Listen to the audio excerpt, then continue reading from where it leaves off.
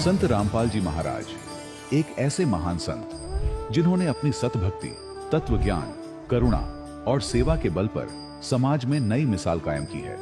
संत रामपाल जी महाराज की अगुवाई में उनके सभी सतलोक आश्रमों से समाज कल्याण के अद्भुत कार्यों ने समाज को सुनहरे भविष्य की एक नई उम्मीद दिखाई है। संत रामपाल जी महाराज से नाम दीक्षा लेने के बाद लाखों लोगों की लाइलाज बीमारियां जैसे कैंसर, एड्स आदि ठीक हुई। संत जी के ज्ञान से प्रेरित होकर उनके अनुयायियों ने लाखों यूनिट रक्तदान किया। संत जी ने लाखों बहन बेटियों का दहेज मुक्त विवाह करवाया।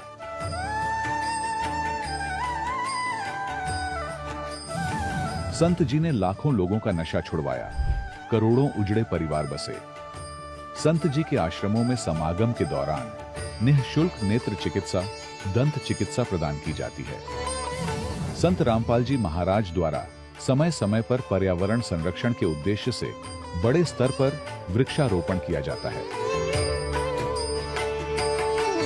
संत जी ने जरूरतमंदों को तत्काल राहत पहुंचाने के लिए एम्बुलेंस सेवा शुरू की। संत जी अपने अनुयायियों को देहदान के लिए प्रेरित करते हैं, जिससे मानवता की सेवा और चिकित्सा क्षेत्र में सुधार हो सके। संत रामपाल जी महाराज के सभी आश्रमों में हर रोज निःशुल्क भंडारा आयोजित किया जाता है, जहां हर वर्ग, हर जाति और हर धर्म के लोग एक साथ बैठकर भोजन करते हैं।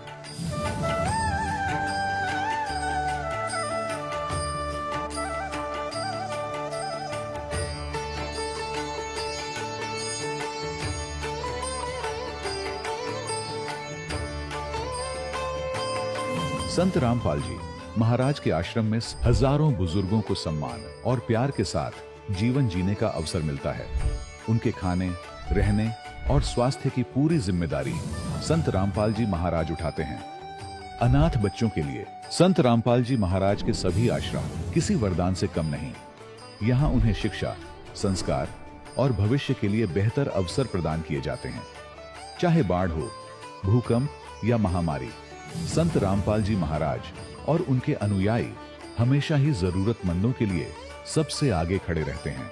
कोविड महामारी के दौरान संत रामपाल जी महाराज के आश्रमों से करोड़ों लोगों के लिए भोजन, दवाइयां और जीवन रक्षक सामग्रियां उपलब्ध कराई गई। चाहे गरीब की मदद हो या किसी शोषित और पीड़ित वर्ग के हक और सम्मान की लड़ाई, संत रामपाल जी महाराज ने हमेशा ही उनकी दबी आवाज को सरकारों तक पहुंचाया है और उन्हें उचित न्याय दिलवाने में अहम भूमिका अदा की है।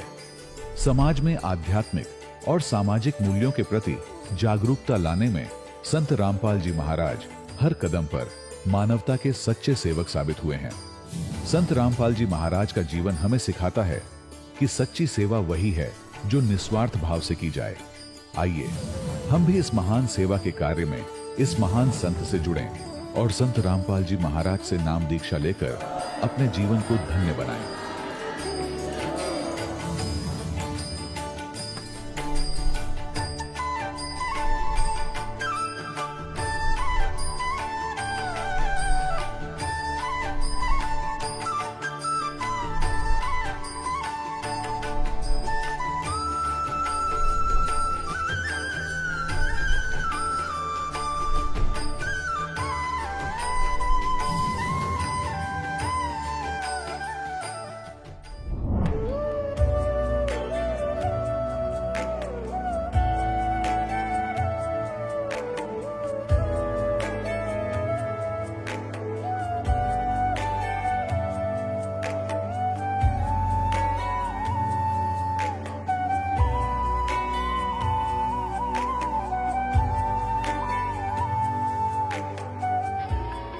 प्रभु राम देव भगवान अल्लाह खुदा ईश आदि नाम एक ही शक्ति के हैं। वो कैसा है, कहां है, कैसे मिलता है, किसने देखा है? ये प्रश्नवाचक चिन्ह पूर्ण रूप से हटाने के लिए अवश्य सुनिए जगत गुरु तत्वदर्शी संत रामपाल जी महाराज के अमृत वचन, सर्व पवित्र धर्मों के पवित्र शास्त्रों के आधार पर। सत साहिब दर्शकों, हर व्यक्ति अपने जीवन में सुख और शांति की चाहत में हर भक्ति साधना को अपनाता है, लेकिन जब उसे कहीं से भी सुख शांति की प्राप्ति नहीं होती है तो वो इंसान बुरी आदतों और मानसिक तनाव का शिकार हो जाता है। दर्शकों, ऐसी ही कहानी थी दिल्ली के रहने वाले मूलचंद पालीवाल जी की। मूलचंद जी ने भी अपने जीवन में सुख की तलाश में कई प्रकार की भक्ति साधनाएं अपनाई। इन्होंने कई प्रकार के मंत्र जाप भी किए, व्रत भी रखे और सालासर जैसे अनेकों तीर्थों की पदयात्रा भी की, लेकिन फिर भी इन्हें ना तो सुख मिला और ना ही शांति। लेकिन दर्शकों, आज मूलचंद जी का कहना है कि जब से मैंने संत रामपाल जी महाराज से नाम दीक्षा ली है, तब से मेरा जीवन पूर्ण रूप से बदल गया है। दर्शकों, आखिर मूलचंद जी ऐसा क्यों कह रहे हैं? आखिर मूलचंद जी ने अपनी पारंपरिक भक्ति साधना को त्याग कर संत रामपाल जी महाराज द्वारा बताई गई भक्ति साधना को क्यों अपनाया? आइए जानते हैं इसके पीछे की सच्चाई क्या है। सुनते हैं मूलचंद जी की कहानी, उन्हीं की जुबानी। सर नमस्कार। नमस्कार। सर क्या नाम है आपका? मेरा नाम मूलचंद पालीवाल है जी। मूलचंद जी कहाँ से आए हैं आप? मैं द्वारका मोड़ नई दिल्ली से आया हूँ। सर क्या करते हैं आप? मैं नेशनल लॉ यूनिवर्सिटी दिल्ली में एज ए सेक्शन ऑफिसर काम कर रहा हूँ। सर संत रामपाल जी महाराज से नाम दीक्षा लेने से पहले आप क्या भक्ति साधनाएं करते थे? सर मैं भक्ति साधना जो जगत में होती है, जैसे शुरुआत से मैं बजरंगबली की बहुत भक्ति करी। मैंने हर मंगलवार व्रत रखता था और मैं 3-4 बार सालासर पैदल यात्रा भी करी मैंने। उसके बाद मैं गुड़गांव आया तो वहाँ पे मैंने साईं बाबा की भक्ति करी, यानी व्रत रखता था, शिव जी को जल चढ़ाता था। उसके बाद मेरी शादी हुई। शादी होने के बाद मेरी पत्नी, जो कि दुर्गा को बहुत ज़्यादा मानती थी, तो हमने नवरात्रि के व्रत रखे 7-8 साल, और जो भी बताते थे वो सारी सेवा करते थे। हिंदू धर्म में प्रचलित तमाम साधनाएं आप कर रहे थे, तो हमारा सवाल ये है आपसे कि फिर आपने संत रामपाल जी महाराज जी से नाम दीक्षा क्यों ली? सर जी, जो भी पूजा करे थे, एक वो उनसे हमें कोई लाभ नहीं हुआ। उन पूजाओं से एक तो मानसिक लाभ चाहते थे, वो नहीं था। आर्थिक लाभ चाहते थे, वो नहीं था। और स्वास्थ्य लाभ थे, वो भी नहीं था। मैं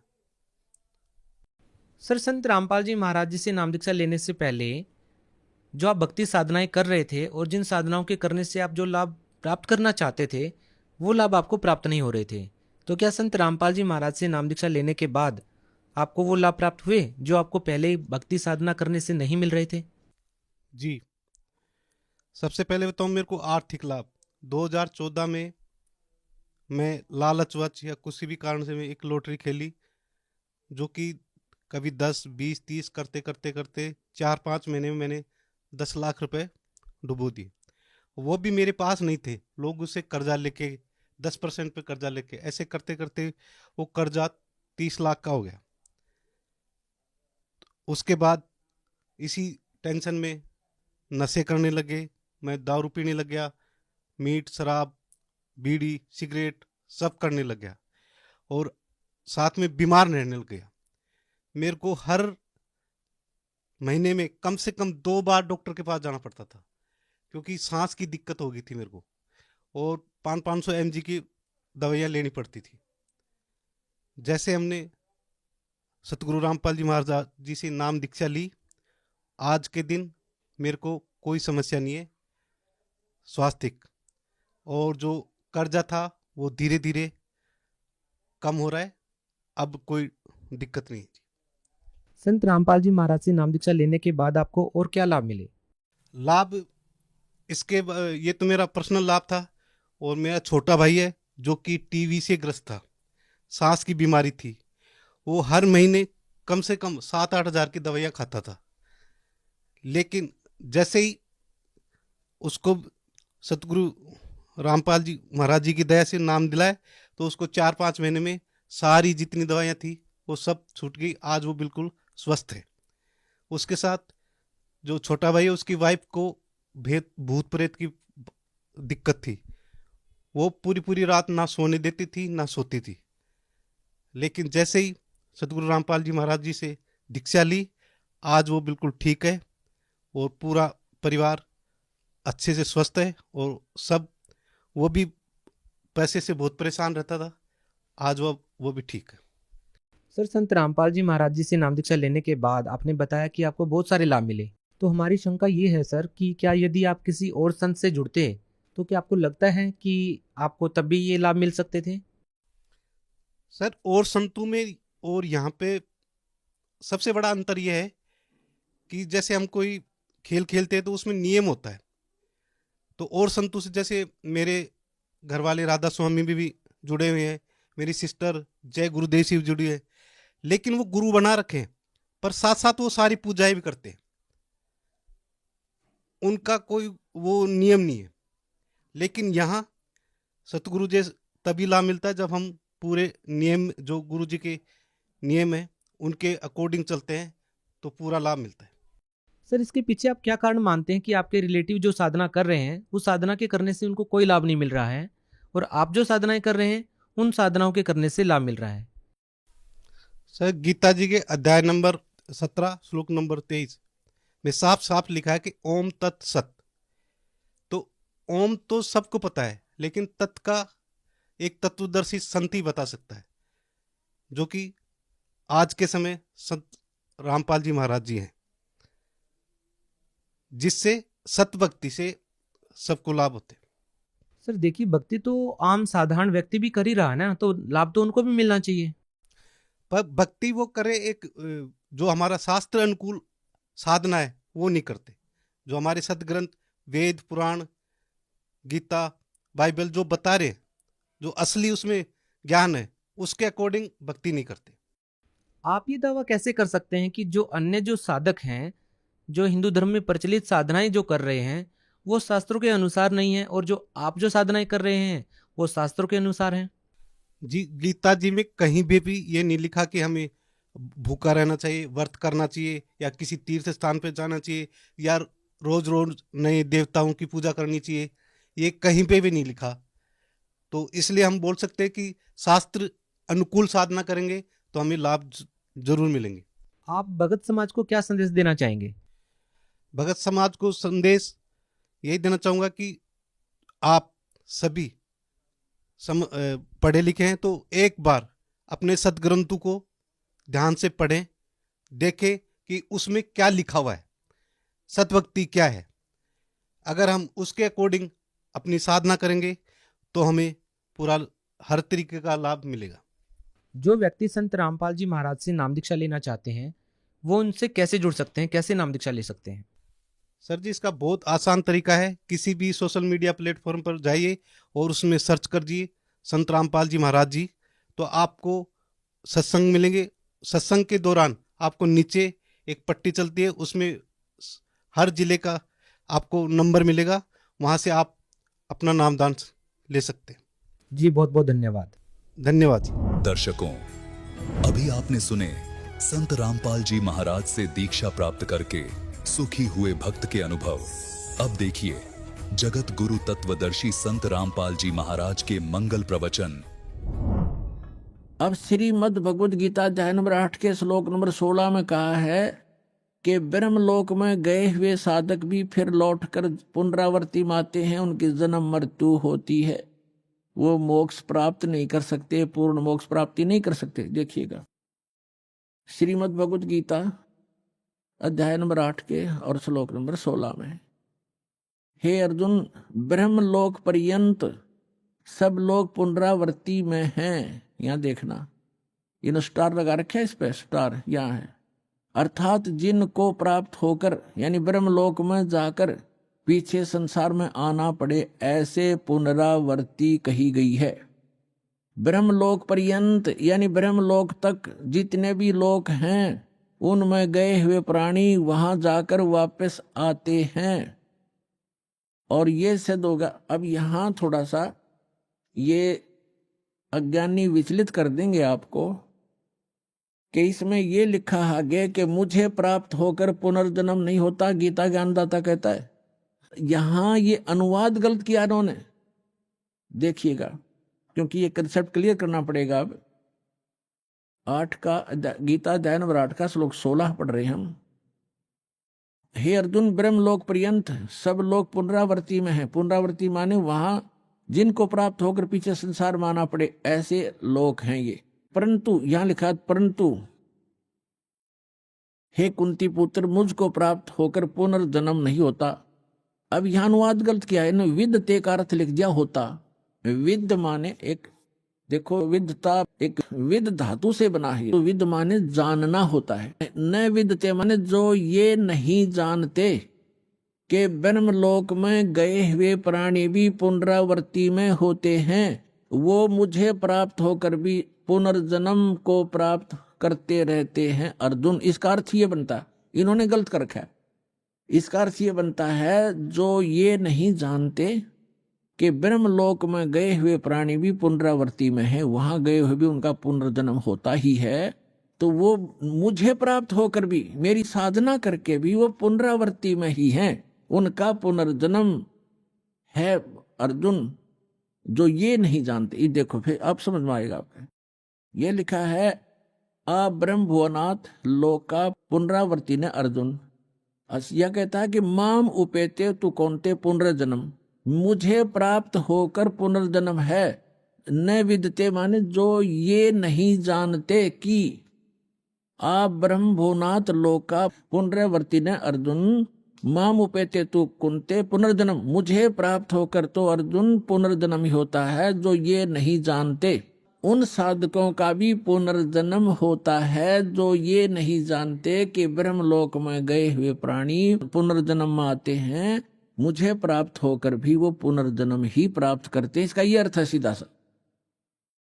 यदि ये इनका अर्थ माने कि मुझे प्राप्त होकर पुनर्जन्म नहीं होता, ये खुद कहता गीता ज्ञानदाता अध्याय नंबर 4 के श्लोक नंबर 5 और 9 में देखिएगा। श्रीमद् भगवद गीता अध्याय नंबर आपको ये 4 है, इसका मंत्र नंबर 5 यहां से प्रारंभ होता है और इसका यहां अनुवाद है। हे प्रणतम अर्जुन, मेरे और तेरे बहुत से जन्म हो चुके हैं। गीता ज्ञानदाता कहता है कि हे प्रणतम अर्जुन, मेरे और तेरे बहुत जन्म हो चुके हैं, उन सबको तू नहीं जानता, मैं जानता हूं। और यहां देखो 9 में, अध्याय 4 के मंत्र 9 में कहा है कि अर्जुन, मेरे जन्म और कर्म दिव्य हैं, अलौकिक हैं। यानी जन्म और मृत्यु तो होता ही है गीता ज्ञानदाता का। अध्याय नंबर 2 के श्लोक नंबर 12 में देखिएगा।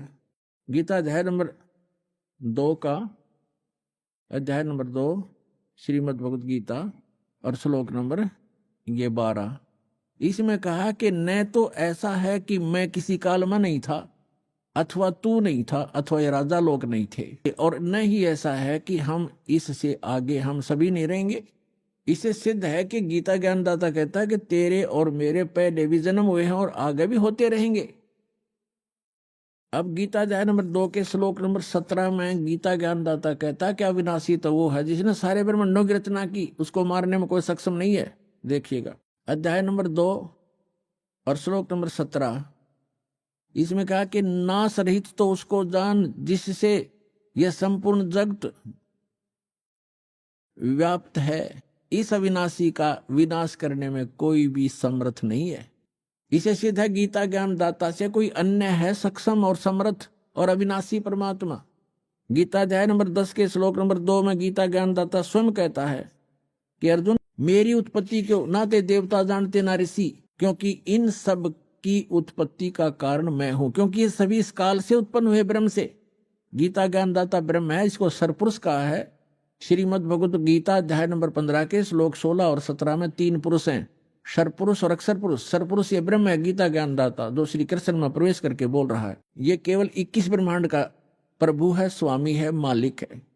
और अक्षर पुरुष 7 संग ब्रह्मांड का स्वामी है, 7 संग ब्रह्मांड का, इतना ही वो मालिक है, स्वामी है, प्रभु है। और गीता अध्याय नंबर 15 के श्लोक नंबर 17 में कहा कि उत्तम पुरुष है तू अन्य। उत्तम पुरुष यानी श्रेष्ठ परमात्मा, पुरुषोत्तम तो कोई और है इन दोनों से, सरपुरुष और अक्षर पुरुष से, और वही परमात्मा कहलाता है। उत्तम पुरुष तू अन्य परमात्मा इति उदाहरत है।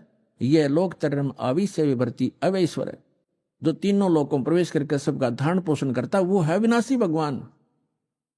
तो यहाँ गीता ज्ञानदाता अध्याय नंबर 10 के श्लोक नंबर 2 में कहता है कि मेरी उत्पत्ति को, यानी उत्पत्ति तो हुई है इसकी। देखो श्रीमद् भगवत गीता 10वां अध्याय है श्रीमद् भगवत गीता का, और ये श्लोक नंबर 2, इसमें कहा कि मेरी उत्पत्ति को न तो देवता लोग जानते न मैं ऋषि जानते हैं, क्योंकि मैं सब प्रकार से देवताओं का और मैं ऋषियों का आदि कारण हूं, यानी इनकी उत्पत्ति मेरे से हुई है। ये आप सृष्टि रचना जो दास ने बहुत बार सुनाई है उससे आप आसानी से समझ सकते हैं। अब इससे सिद्ध हो गया कि गीता ज्ञान दाता ब्रह्म है और इसकी जन्म मृत्यु होती है। यदि श्रीमद् भगवत गीता अध्याय नंबर 8 के श्लोक नंबर 16 जो इन्होंने अनुवाद किया, अनुवादकर्ताओं ने ये अर्थ लगाएं कि मुझे प्राप्त होकर पुनर्जन्म नहीं होता अर्जुन, और फिर ये भी कह रहा है कि ब्रह्मलोक में गए हुए सब पुनरावृत्ति में, वहां गए हुए सब का जन्म मृत्यु होता है, तो वो अर्थ गलत है। वास्तविकता ये है कि गीता ज्ञानदाता कहता है मैं ब्रह्म हूं, मेरा ओम नाम है, और ओम नाम के जाप से जो मोक्ष होता है वही परम गति मेरे सतर की है। उसके विषय में श्री देवी जी ने स्पष्ट कर दिया है 7वें स्कंद में 562 पृष्ठ पे, सचित्र मोटा टाइप, गीता प्रेस गोरखपुर से प्रकाशित में। देवी हिमालय को कह रही है कि ओम नाम का जाप करो, ब्रह्म पाने का उद्देश्य रखो, इससे तुम्हारा कल्याण हो जाएगा और वहां चले जाओगे, उसको प्राप्त हो जाओगे। वो कहाँ रहता है? ब्रह्मलोक में रहता है। और यहां भी 8वें अध्याय के 13वें श्लोक में गीता ज्ञानदाता कहता है मुझ ब्रह्म का केवल एक ओम मंत्र है, नथिंग एल्स। और ओम नाम का जाप करके उससे मिलने वाली जो परम गति उसको प्राप्त हो गए। 8वें अध्याय के 16वें श्लोक में लिखा है कि ब्रह्मलोक में गए हुए प्राणी भी पुनरावृत्ति में है, उनका जन्म मृत्यु होता है। इति सिद्ध।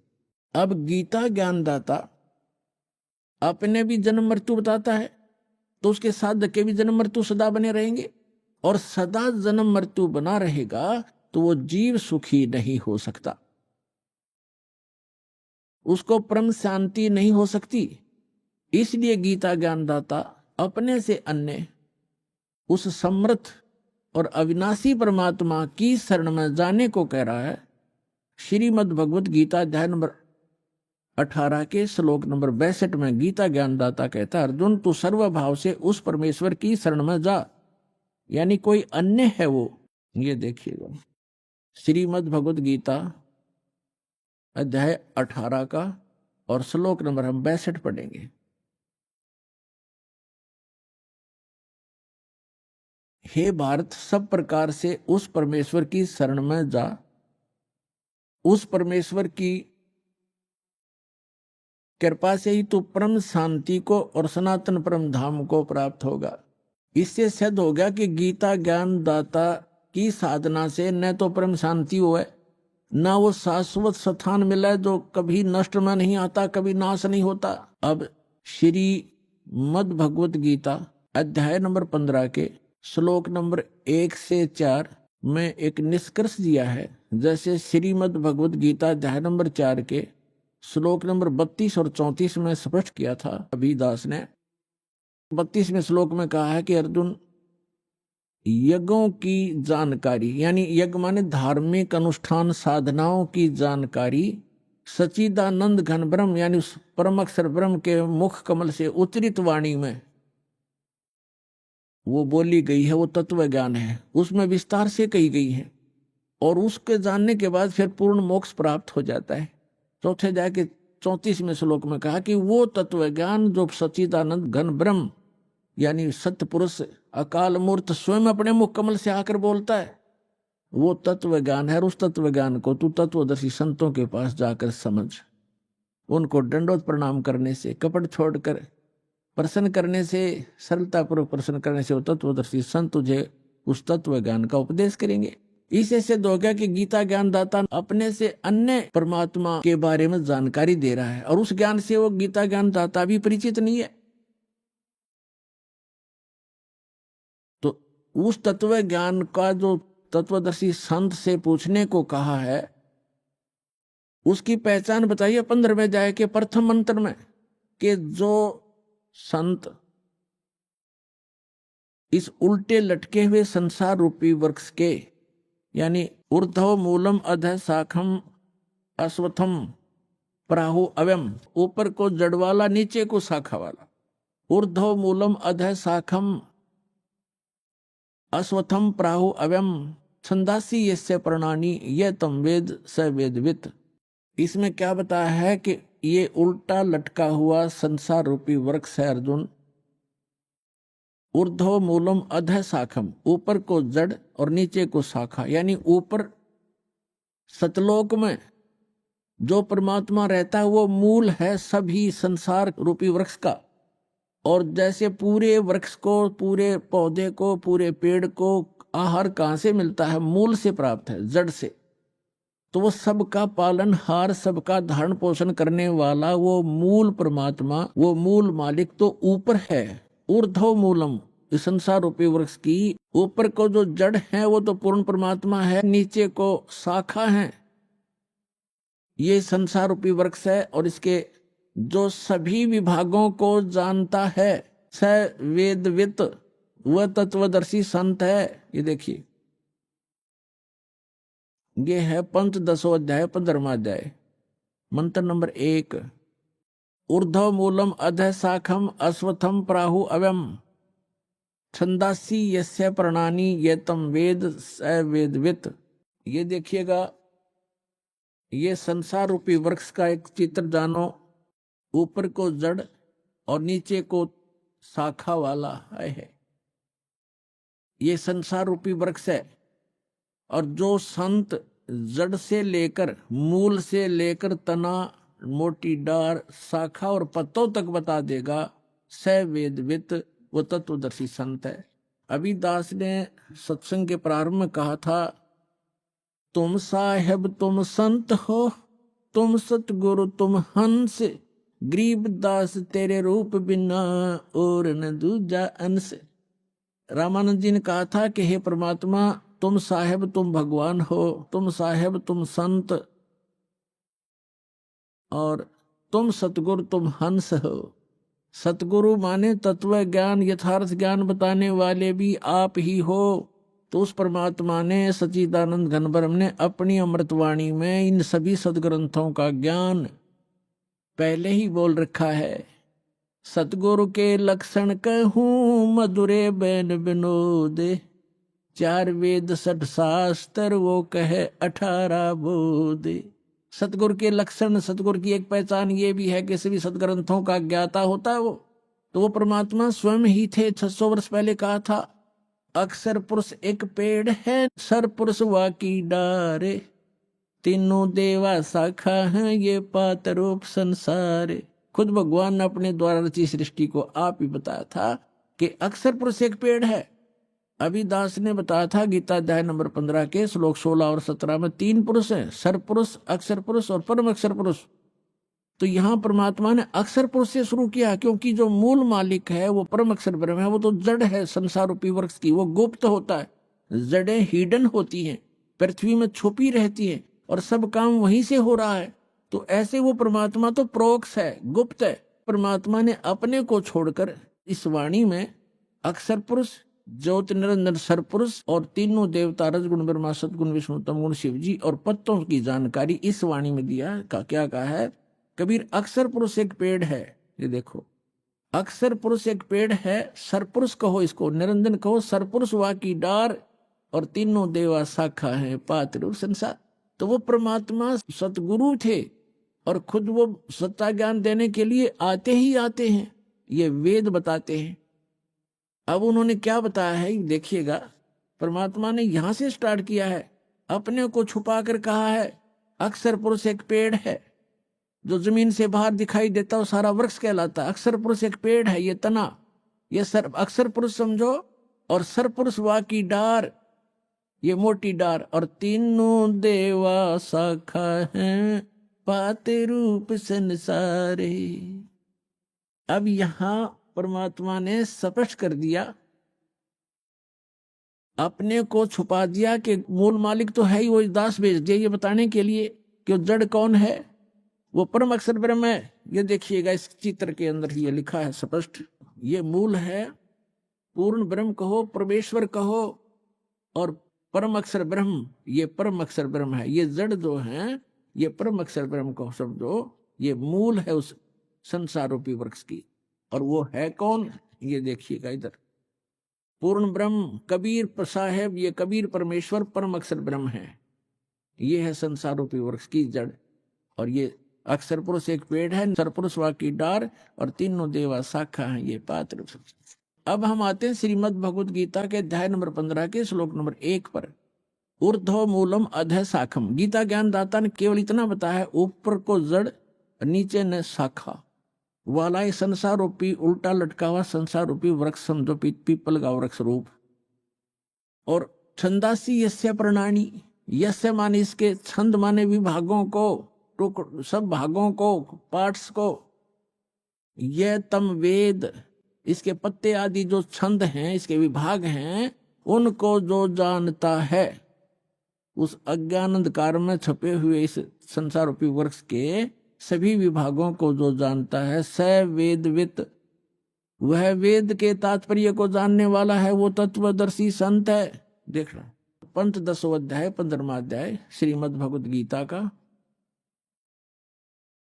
आदि पुरुष परमेश्वर मूल वाले। अब यहां इन्होंने गड़बड़ कर दिया, यहां तो ठीक लिख दिया, यहां लिख दिया अधः शाखम, ब्रह्मा रूप मुख्य शाखा वाले, ये गलत कर दिया। अधः माने नीचे शाखा वाले लिखना था। अब देखो ये 2 नंबर मंत्र है गीता का, 15 में जाएगा, इसमें अधः 2 बार लिखा है अधः, और इसका अनुवाद इन्होंने किया। यहां पर देखो, अधः माने नीचे और अधः माने नीचे, तो यहां शर्मा गई, इनका ज्ञान तो था। और ऊर्ध्व माने ऊपर, ऊर्ध्व माने ऊपर, सर्वतर नहीं, ऊपर, ऊर्ध्व माने ऊपर, ऊर्ध्वम ऊपर, ऊपर जड़, और नीचे अधः माने नीचे। तो यहां प्रथम मंत्र में 15 में जाएगा। अब यहां लिखना था ऊर्ध्व मूलम, ऊपर को मूल वाला, वो आदि पुरुष परमेश्वर हो तो ठीक है, परम अक्षर ब्रह्म है, ऊपर मूल तो उसकी संसार रूपी वृक्ष की। और अधः शाखम, ये नीचे को शाखा वाला, जैसा भी आपको दिखा था, ये है ये ऊर्ध्व मूलम अधः शाखम। अब गीता ज्ञान दाता ने केवल इतना ज्ञान दिया है कि ऊपर न जड़ और नीचे को शाखा वाला, दैट्स ऑल। उल्टा लटका हुआ ये संसार रूपी वृक्ष जानो। और जो इसके सभी भाग बताएगा सवेदवित, वो तत्वदर्शी संत है। ये देखना अध्याय नंबर 15 का, पंचदशों अध्याय 15वां अध्याय का, और मंत्र नंबर 1। ऊर्ध्व मूलम अधः शाखम अश्वत्थम प्राहु अव्यम छंदासी यस्य प्रणानी ये तम वेद स वेदवित। इसके पत्तों, प्रणानी माने पत्ते, आदि पुरुष परमेश्वर मूल वाले, यह लिखना था नीचे शाखा वाले, ऊपर को जड़ वाला, नीचे शाखा वाला। संसार रूपी पीपल के वृक्ष को अविनाशी कहते हैं। और वेद, छंद माने वेद नहीं होता, छंद माने विभाग भी होता है, जिसके पत्ते कहे गए, इसका अर्थ है। और उस संसार रूप वृक्ष को जो मूल सहित जड़ से लेकर पत्तों तक तत्व से जानता है, स वेदवित, वह वेद के तात्पर्य को जानने वाला है, अर्थात वो तत्वदर्शी संत है। यह पहचान बताती है। अब परमात्मा ने स्वयं आकर बताया है कि अक्षर पुरुष एक पेड़ है, सरपुरुष वा की डार, और तीनों देवा शाखा, ये पात्र रूप संसार। वो मूल कौन है? वो खुद मालिक जो रचने वाला है। तो ये तत्वदर्शी संत अब ये दास है इस पृथ्वी पे, और सब सदग्रंथों से प्रमाणित है कि ये लक्षण होते हैं।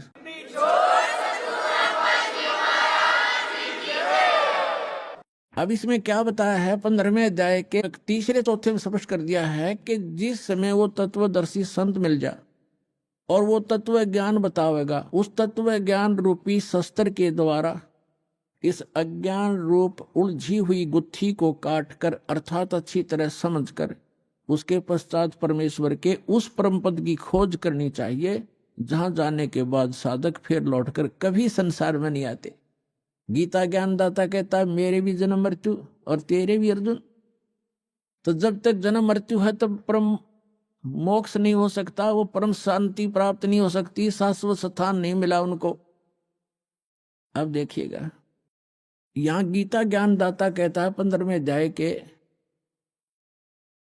और 3 मंत्र से इसमें कहा है कि इस संसार वर्ष का स्वरूप जैसा कहा है वैसा यहाँ विचार काल में, यानी तेरे मेरे गीता जी के विवेचन में मैं नहीं जानता, नहीं पाया जाता, क्योंकि न इसका आदि और न अंत है। क्योंकि गीता ज्ञान दाता को इसका पता नहीं, क्योंकि यह सृष्टि रचने वाला नहीं है, तथा न ही इसकी अच्छी प्रकार से तिथि है। इसलिए इस सुविरूढ़ मूलम, अति दृढ़ मूल वाले, ये गलत है, अति दृढ़ मूल वाले यानी ऊपर का जो लोक है जहां परमात्मा रहता है, वो जहां से सबका धारण पोषण करता है, जो मूल है सबका, वो लोक दृढ़ है, वो अविनाशी स्थान है। सतलोक, अलखलोक, अगम लोक और अकय लोक, जिसको अनामी लोक भी कहती, वो तो सुदृढ़ मूल है। सुदृढ़ मूलम, उस सुदृढ़ मूल वाले यानी उस अविनाशी स्थान वाले भगवान के, अब देखो, सुविरूढ़ मूलम, अति दृढ़ मूल वाले संसार रूपी पीपल के वृक्ष को, यानी संसार की सृष्टि को, दृढ़ेन मन दृढ़, यानी उस अटल, उस बिल्कुल स्वस्थ, ये है असंग शस्त्रेण, तत्व ज्ञान रूपी शस्त्र द्वारा, यह वैराग रूप नहीं, ये अर्थ गलत कर दिए, तत्व ज्ञान रूपी शस्त्र द्वारा काट कर, अर्थात उसको अच्छी तरह समझकर, वो ज्ञान अटल है। उसके पश्चात 15वें अध्याय का ये चौथा श्लोक श्रीमद् भगवद गीता का, उसके पश्चात उस परम पद रूप परमेश्वर को भली भांति खोजना चाहिए, जिसमें गए हुए पुरुष फिर लौटकर संसार में नहीं आते, और जिस परमेश्वर से पुरातन संसार वृक्ष की प्रवृत्ति विस्तार को प्राप्त हुई है, अर्थात जिसने सब संसार रूपी वृक्ष की रचना की है, सब ब्रह्मांडों की रचना की है, उसी आदि पुरुष नारायण की मैं शरण हूं। ऐसा इस प्रकार दृढ़ निश्चय करके उस परमेश्वर का मनन और निधिध्यासन करना चाहिए। इससे सिद्ध हो गया कि गीता ज्ञान दाता भी अपने से अन्य किसी परम शक्ति और ऑल कंट्रोलर, सबके उत्पादक सर्वोत्पादक परमात्मा की भक्ति करने को ही कह रहा है, अपनी भी नहीं कह रहा। पुण्यात्माओं, एक पंक्ति को आपके हृदय में जचाने के लिए कि 88 नहीं गए और 2400 पर चोखे, 3300 पर तलब है, कोई बकरा कोई भूखे। क्या बताया है कि 88,000 ऋषि भी वहां नहीं पहुंचे। कहाँ? गीता अध्याय नंबर 18 के श्लोक नंबर 62 में कहा कि अर्जुन तू सर्वभाव से उस परमेश्वर की शरण में जा, उस परमेश्वर की कृपा से ही तू परम शांति को और सनातन शाश्वतम स्थानम, उस अमर लोक को प्राप्त होगा, सत्यलोक को प्राप्त होगा। सत्य माने शाश्वत, सदा रहने वाला। तो शाश्वत स्थान पर जाने के लिए तत्वदर्शी संत की आवश्यकता है। तो उसके लिए कहा है, गुरु बिन काहू न पाया ज्ञान, जो थोथा बुछड़े मूड किसाना, गुरु बिन वेद पढ़े जो प्राणी, समझन सार रहे अज्ञानी। अब आज के सत्संग में यही निर्णय किया जा रहा है कि जिन महापुरुष ऋषि महर्षियों को हम बड़े विद्वान और परमात्मा प्राप्त समझा करते थे, इन विष्णु और शंकर भगवान को समर शक्ति बताते रहे और दुर्गा की भक्ति की साधना बताते रहे, और वही भगवान ब्रह्मा और विष्णु और शंकर और देवी को कितना ज्ञान है ये आपके रूबरू हुआ। तो ये मोक्ष कैसे प्राप्त कर सकते हैं? 88 नहीं गए, 88,000 भी वहां नहीं गए शाश्वत स्थान पर, और ये 24 अवतार भी नहीं गए, ये विष्णु जी के अवतार हैं। और विष्णु जी कहते हैं मैं दुर्गा से ऊपर किसी को जानता ही नहीं, ये भगवान है मेरे लिए, तो इससे ऊपर कोई देव नहीं। और दुर्गा कह रही है कि ब्रह्म की साधना करो और सब मेरी भी पूजाएं छोड़ दो, उसका ओम नाम है, वो ब्रह्म लोक में रहता है, वहां चले जाओगे तुम्हारा कल्याण हो। और ब्रह्म कहता है कि ब्रह्म लोक में गए हुए प्राणी, गीता अध्याय नंबर 8 के श्लोक नंबर 16 में और गीता अध्याय नंबर 8 के श्लोक नंबर 13 में अपना मंत्र बताता है कि मुझ ब्रह्म का केवल एक ओम मंत्र है। इससे वो परम गति होगी जो ब्रह्म लोक प्राप्ति होगी, वो भी अंतिम सांस तक साधना करने वाले की। और ब्रह्म लोक में गए हुए प्राणी भी जन्म मृत्यु में आते हैं।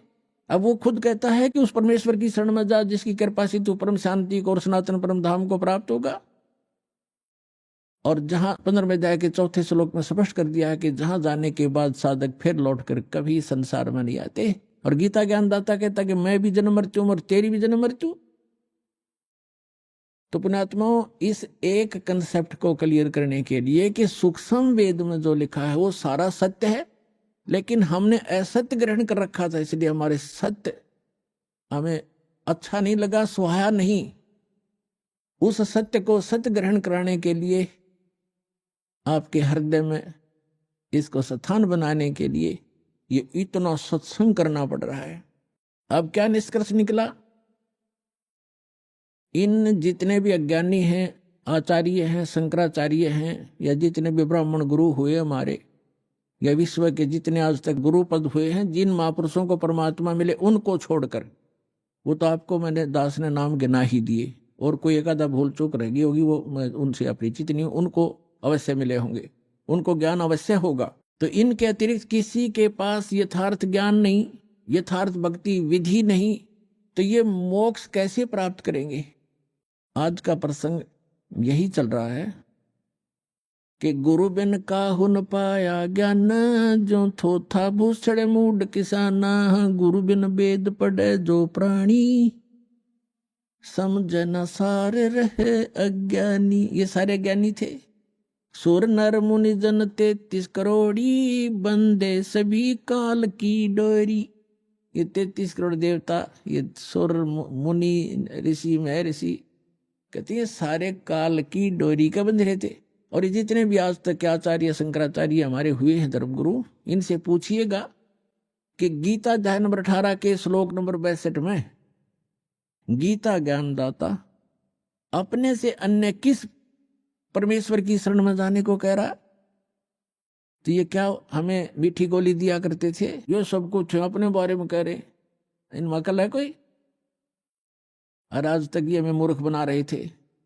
श्रीमद् भगवद गीता अध्याय नंबर 18 अंतिम अध्याय है। ये अंतिम अध्याय के ये लास्ट के अंतिम ही मंत्र हैं। 61 से लेकर और 66 तक निर्णय हो गया। गीता ज्ञानदाता कहता है कि वो परमात्मा सभी प्राणियों को कर्मानुसार यंत्र की तरह चलाता घुमाता है। फिर बता 18वें अध्याय के 62वें श्लोक में कि अर्जुन तू सर्वभाव से उस परमेश्वर की शरण में जा, उसी परमेश्वर की कृपा से तू परम शांति को और सनातन परम धाम को प्राप्त होगा। अब पीछे सारा निर्णय दे ही दिया कि मेरा भी जन्म मृत्यु है, तेरा भी जन्म मृत्यु है, मेरी साधना करेगा। 8वें अध्याय के 13वें श्लोक में बता दिया मेरा एक ओम मंत्र है।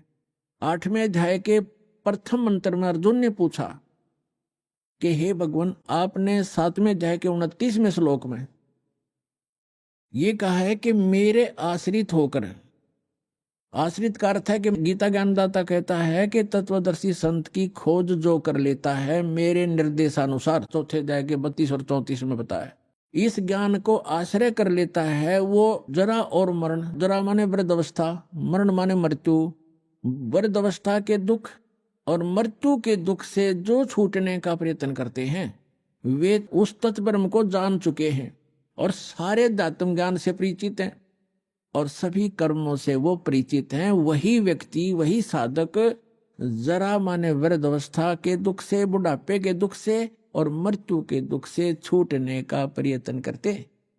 तो अर्जुन ने पूछा गीता ज्ञानदाता से 8वें अध्याय के प्रथम मंत्र में कि किम तत्ब्रह्म, वो तत्ब्रह्म क्या है ऐसा जिसको जानने के बाद फिर यहाँ संसार की कोई वस्तु की डिमांड नहीं करता या किसी वस्तु की चाह नहीं रहती, केवल जरा और मरण से ही छूटने का प्रयत्न करते हैं।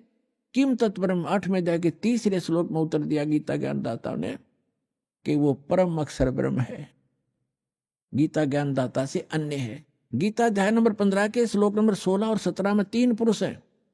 एक सरपुरुष ये ब्रह्म है, अक्षर पुरुष ये परब्रह्म है, जो संसार रूपी वृक्ष का तना है वो अक्षर पुरुष, जिसको परब्रह्म भी कहते हैं। ब्रह्म से नेक्स्ट ब्रह्म, पर माने दूसरा, और सरपुरुष ये ब्रह्म है। इनकी कितनी प्रभुता है। यह सरपुरुष जिसको सरब्रह्म भी कहते हैं, संतों ने इसको काल ज्योत स्वरूपी निरंजन भी कहा है। ये केवल 21 ब्रह्मांड का प्रभु है, स्वामी है। और अक्षर पुरुष ये 7 संघ ब्रह्मांड का स्वामी है, केवल इतना ही। और परम अक्षर पुरुष गीता अध्याय नंबर 15 के श्लोक नंबर 16 और 17 में 3 पुरुष हैं। सरपुरुष अक्षर पुरुष, ये तो 16वें श्लोक में बता दिए। और ये भी नाशवान, इनके अंतर्गत जितने प्राणी वो भी नाशवान, उनके भी स्थूल शरीर सबका नाश होता है। जीवात्मा तो सबकी अमर है, गधे कुत्ते की भी अमर है। अभी आपने सुने संत रामपाल जी महाराज के मंगल प्रवचन। आइए अब सुनते हैं संत रामपाल जी महाराज से नाम दीक्षा लेकर सतभक्ति करके अद्भुत लाभ प्राप्त करने वाले अनुयायी के विचार। दर्शकों, क्या हो यदि मनुष्य बचपन से लेकर बुढ़ापे तक परंपरागत भक्ति साधना करता रहे और फिर भी उसके जीवन में दुख और बीमारियां खत्म होने का नाम न ले, तो उसका नशे की चपेट में जाना लाजमी हो जाता है। दर्शकों, ऐसी ही कहानी थी छत्तीसगढ़ के रहने वाले सुमरन सिंह जी की। सुमरन सिंह जी ने बचपन से ही हिंदू धर्म में सुखदायक मानी जाने वाली हर भक्ति साधना को किया, लेकिन अफसोस इन्हें कहीं से भी सुख नहीं मिला और हार कर यह नशे जैसी बुरी आदतों का शिकार हो गए। लेकिन दर्शकों, आज सुमरन जी का कहना है कि जब से मुझे संत रामपाल जी महाराज की शरण मिली है और मैंने संत रामपाल जी महाराज द्वारा बताई गई भक्ति अपनाई है, तब से मुझे एक नया जीवन मिला है। मेरी नशे जैसी बुरी आदत छूट गई और मेरे व मेरे परिवार के जीवन में सुख और शांति आ गई। दर्शकों, आखिर संत रामपाल जी महाराज ने सुमरन सिंह जी को ऐसी कौन सी भक्ति विधि बताई जिससे उनकी नशे की लत भी छूट गई? आइए जानते हैं इसके पीछे की सच्चाई क्या है। सुनते हैं सुमरन सिंह जी की कहानी उन्हीं की जुबानी। नमस्कार सर। नमस्कार सर। सर, क्या नाम है आपका? सुमरन सिंह कंवर। सुमरन जी, आप कहाँ से हैं? कोरबा जिला छत्तीसगढ़ से। सुमरन जी, संत रामपाल जी महाराज से नाम दीक्षा आपने कब ली? 20/3/2013 से। सुमरन जी, क्या क्या भक्ति साधनाएं की हैं आपने? सर जी, मैं सभी देवी देवता की भक्ति करता था भगत जी, और बाबा जय गुरुदेव महाराज से नाम दीक्षा लिया थी। तो फिर आप संत रामपाल जी महाराज जी की शरण में कैसे आए? सर जी, संत रामपाल जी महाराज का शिष्य है रायपुर से, वो मेरे को बताए कि जय गुरुदेव महाराज से परे है ज्ञान से, वो मोक्ष का रास्ता बताते हैं। ऐसे कैसे होगा? मैं कहे भैया जी आप कैसे बोलते हो, मैं तो संत रामपाल जी महाराज जैसे मैं भी सत्संग सुना दूंगा, ऐसे कर दूंगा करके मैं उटपटांग बोलने लगा सर जी उसको। उसके बाद उसने बोला नहीं भैया तुम गलत बोल रहे हो, आप चैनल खोल कर देखो, चैनल में संत रामपाल जी महाराज का सत्संग आता है। ऐसे करके बोले, चैनल खोला तो संत रामपाल जी महाराज जय गुरुदेव महाराज का सत्संग के बारे से बता रहे थे। ये पांचों नाम काल का जानो। मैंने बोला जय गुरुदेव महाराज हमारे गुरुजी का संत रामपाल जी महाराज सत्संग बता रहे हैं करके मैं एकदम खुश हो गया। उसके बाद देखा कि ये घट रामायण में बता रहे थे कि ये पांचों नाम काल का जानो। मेरे को लगा गुरुजी संत रामपाल जी महाराज के कैसे बताते हैं, जय गुरुदेव का नाम काल का जानो करके बताते हैं। ऐसे करके मैं देखा तो मैं उठ कर रेंग दिया वहाँ से। मैं नहीं देखा गुरुजी के बारे से गलत बोल रहा है करके। मैं सर जी उसके बाद मैंने घर चला गया, मैं नहीं देखा। तो वो वहाँ से आए, वो दिल्ली से हरियाणा से, तो फिर मेरे घर आ गए। वो बोला कि भैया एक बार संत रामपाल जी महाराज के पास चलो और नाम दीक्षा लो और भक्ति करो। मैं बोला सर जी मैं नहीं जाऊंगा वहाँ, क्यों जाऊंगा? मैं कहीं उससे जैसा तो मैं भी सत्संग सुना दूंगा। मैं बाबा जय गुरुदेव महाराज के पास जाता हूँ, वृंदावन मथुरा में घूमता हूँ, ये सब चीज़ मेरे को भी पता है। ऐसे करके बोला उसको। रात में सोया सर जी मैं। उसके बाद मुझको ऐसे लगा कि संत रामपाल जी महाराज आए और मेरे को लेकर के हरियाणा चले गए। मेरे को लगा बहुत तकलीफ लगा कि वहाँ देखा मैं संत रामपाल जी महाराज को, वहाँ सब भक्त लोग वहाँ बैठे थे, अच्छा से सत्संग सुना रहे थे। मैं देखा, फिर सुबह उठा, फिर मैंने वो भाई को बोला भाई मेरे को तो संत रामपाल जी महाराज के पास ले चलो। बोला ठीक है चले जाएंगे, सत्संग का समय आने दो, 15 दिन के बाद सत्संग आएगा उसमें जाएंगे। फिर सर जी मैं उसके पास चला गया, मैं सतलोक आश्रम बरवाला वहाँ गया सर जी। मैं देखा वहाँ तो नाना प्रकार के, मेरे को लगा कि अरे मैं बीड़ी रख कर गया था, बीड़ी सिगरेट पीता था, मेरे बीड़ी को निकाल कर फेंक दिए। मेरे को बहुत गुस्सा लगा कि बीड़ी को क्यों फेंक दिया करके। तो वहाँ निकाल कर सब चीज़ को फेंक दिए, बीड़ी को निकाल के फेंक के फिर वहाँ गए तो वो मेरा भाई था लेकर गया था वो, उसके पास मैं गया सर जी। तो बाथरूम गया तो मैं बाथरूम को गिनने लग गया। अरे ऐसे इतना अच्छा बाथरूम, मथुरा में हम जाते थे जय गुरुदेव महाराज के पास, ना तो बाथरूम रहता था, ना नहाने का जगह था, ना खाने पीने का जगह था।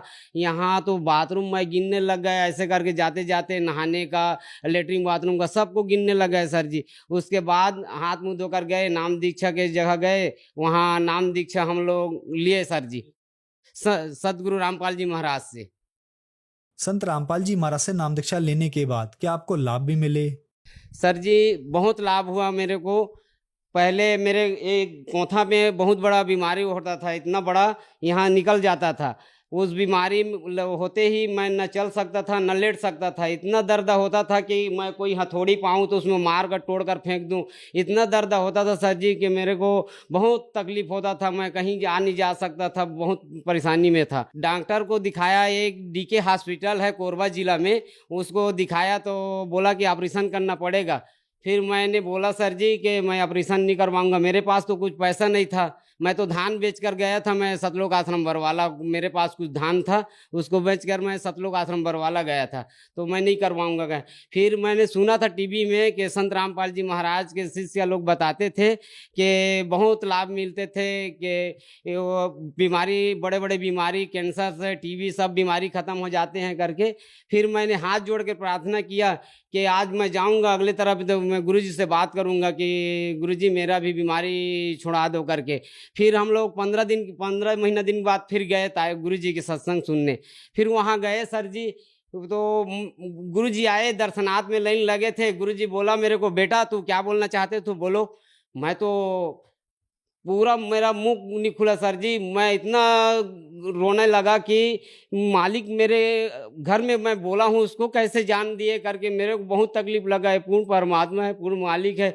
बोला मालिक ऐसे रजा करी सर जी के मैं बोलते ही साथ वहाँ गया था। उसी दिन से आज तक मेरा बीमारी पूरा खत्म ही हो गया सर जी। सर जी ऑपरेशन करवाना नहीं पड़ा, डॉक्टर बोला था कि ऑपरेशन करवाना पड़ेगा करके, मेरे पास 1 रुपया पैसा नहीं था सर जी। संत रामपाल जी महाराज की दया से बीमारी खत्म हो गया सर जी। उसके बाद सर जी मैं वही डॉक्टर के घर में मैं चौकीदारी करता हूँ। वहाँ बहुत बड़ा मेरे हाल में एक बैटरी था, लाइट गोल होता था, वो इन्वर्टर वाला था। उसमें संत रामपाल जी महाराज का हम सेवा करते थे, बैनर सेवा 2016 में लगाते थे। तो आए माइक से लगा कर जाते थे हम लोग।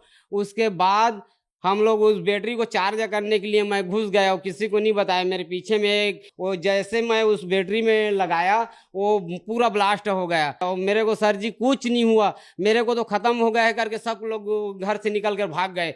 वो 4-5 कमरा का जगह था, वो वहाँ खोली में पूरा धुएं में भर गया सर जी। इतना तकलीफ हुआ, उन लोग तो मर गए हैं करके भाग गए सब भगत भाई, संत रामपाल जी महाराज के शिष्य। तो मेरे को ऐसे लगा कि संत रामपाल जी मेरे को आए और एकदम उठा कर रख दिए। तो मैं एक शब्द बोला, बंदी छोड़ सदगुरु रामपाल जी महाराज की जय हो, बंदी छोड़ सदगुरु रामपाल जी महाराज की जय हो। ऐसे करते करते बहुत निकल कर आया सर जी। मालिक की दया बहुत अच्छा हुई सर जी कि मेरे को कुछ नहीं हुआ, मेरे को कोई जगह चोट नहीं आया। बहुत बड़ा बैटरी है और मेरे ये पेटे में ब्लास्ट हुआ सर जी। उसके बाद सर जी हमारे घर में स्विमिंग पूल है। स्विमिंग पूल में डॉक्टर साहब बोले कि स्विमिंग पूल को धो करके भर दो करके बोले, तो मैं ठीक है सर जी कहें बोल दिया। सर जी उस स्विमिंग पूल को धोते धोते ऐसे वार लगा था, उसमें जाली लगा था स्विमिंग पूल का पानी बाहर जाने का, उसमें करंट लग गया था। ऐसे करके पाँव रखा सर जी, उसमें इतना धुआं उड़ा कि मेरा बोलती बंद हो गया, ऐसे हिलने लगा सर जी। बहुत ज़्यादा झटका लाइट में। सदगुरु रामपाल जी महाराज आए, संत रामपाल जी महाराज, और मेरे को उठाकर दूसरे जगह में रख दिए सर जी। बहुत ऐसे चमत्कार हुआ है सर जी मेरे साथ। और मैंने सभी नशा करता था, मैं तोला तोला गांजा रखता था, 2-2 चीलम रखता था सर जी। और दारू तो मैं 24 घंटा पीता था। एक मैं भट्टी में बैठता था तो 2000-3000 का पीता था और दूसरे को भी पिला देता था। बहुत परेशानी थी भगत जी। और सर जी मेरे घर में मेरे बच्चा को मैं पा करके उठा करके मैं कहीं भी सो जाता था, 6 महीना का बच्चा को। बहुत तकलीफ थी सर जी, हमारे पास कोई पैसा नहीं था उस समय। संत रामपाल जी महाराज से नाम दीक्षा लेने के बाद सब नशा छूट गया सर जी। आज के बाद मैं कोई भी नशा नहीं करता हूँ, शौक सुपारी भी नहीं खाता हूँ। सर, जैसे कि आपने बताया कि आप बहुत ज्यादा नशा करते थे और संत रामपाल जी महाराज से नाम दीक्षा लेने के बाद आपका नशा छूट गया। तो जो श्रद्धालु आज आपको टीवी पर देख रहे हैं, खास करके वो लोग जो नशा करते हैं, तो उनके लिए आप क्या मैसेज देना चाहेंगे? मैं उनके बारे में हाथ जोड़कर प्रार्थना करना चाहता हूं सर जी कि संत रामपाल जी महाराज के लिखी पुस्तक है जीने की राह, ज्ञान गंगा पुस्तक, उसको पढ़ें और चैनल में सत्संग आता है उसको देखें और माली संत रामपाल जी महाराज से नाम दीक्षा लेकर के मोक्ष करें। धन्यवाद सर। सत साहेब। संत रामपाल जी महाराज एक ऐसे महान संत जिन्होंने अपनी सतभक्ति, तत्व ज्ञान, करुणा और सेवा के बल पर समाज में नई मिसाल कायम की है। संत रामपाल जी महाराज की अगुवाई में उनके सभी सतलोक आश्रमों से समाज कल्याण के अद्भुत कार्यों ने समाज को सुनहरे भविष्य की एक नई उम्मीद दिखाई है। संत रामपाल जी महाराज से नाम दीक्षा लेने के बाद लाखों लोगों की लाइलाज बीमारियां जैसे कैंसर, एड्स आदि ठीक हुई। संत जी के ज्ञान से प्रेरित होकर उनके अनुयायियों ने लाखों यूनिट रक्तदान किया। संत जी ने लाखों बहन बेटियों का दहेज मुक्त विवाह करवाया।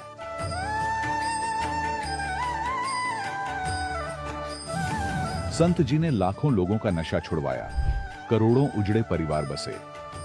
संत जी के आश्रमों में समागम के दौरान निःशुल्क नेत्र चिकित्सा, दंत चिकित्सा प्रदान की जाती है।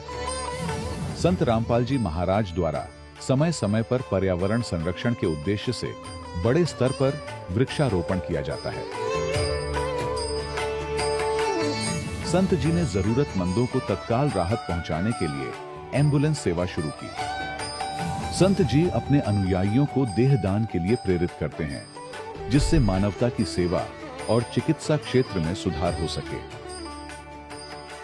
संत रामपाल जी महाराज के सभी आश्रमों में हर रोज निशुल्क भंडारा आयोजित किया जाता है, जहां हर वर्ग, हर जाति और हर धर्म के लोग एक साथ बैठकर भोजन करते हैं।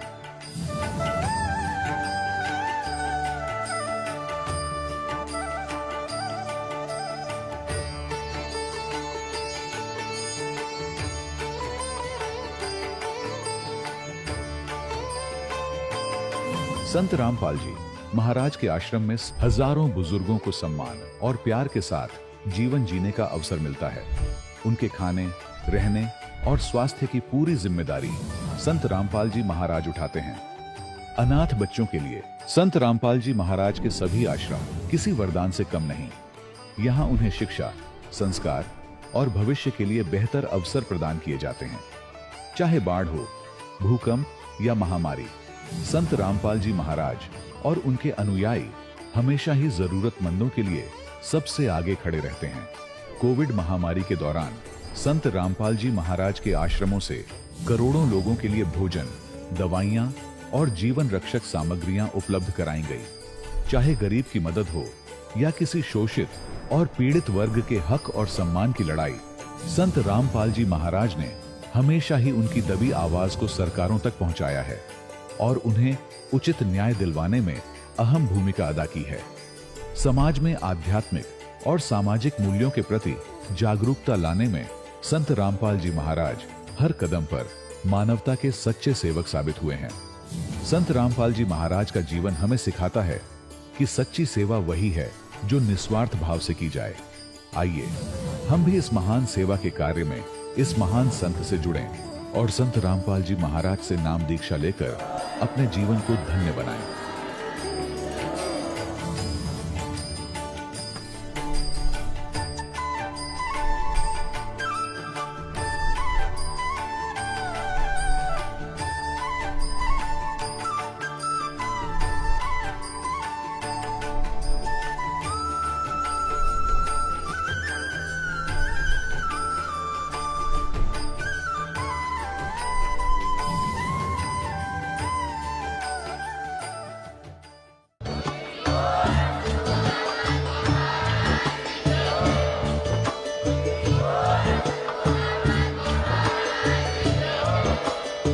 सुन रहे थे जगत गुरु तत्वदर्शी संत रामपाल जी महाराज जी के मंगल प्रवचन। अधिक जानकारी के लिए विजिट कीजिए हमारी वेबसाइट www.jagatgururampalji.org। संत रामपाल जी महाराज जी के शुभ आशीर्वाद से पूरे विश्व भर में 500 से भी ज्यादा नाम दीक्षा केंद्र हैं, जिन पर संत रामपाल जी महाराज जी द्वारा ऑनलाइन निशुल्क नाम दीक्षा दी जा रही है। अपने नजदीकी नाम दीक्षा केंद्र का पता करने के लिए संपर्क करें 8222880541।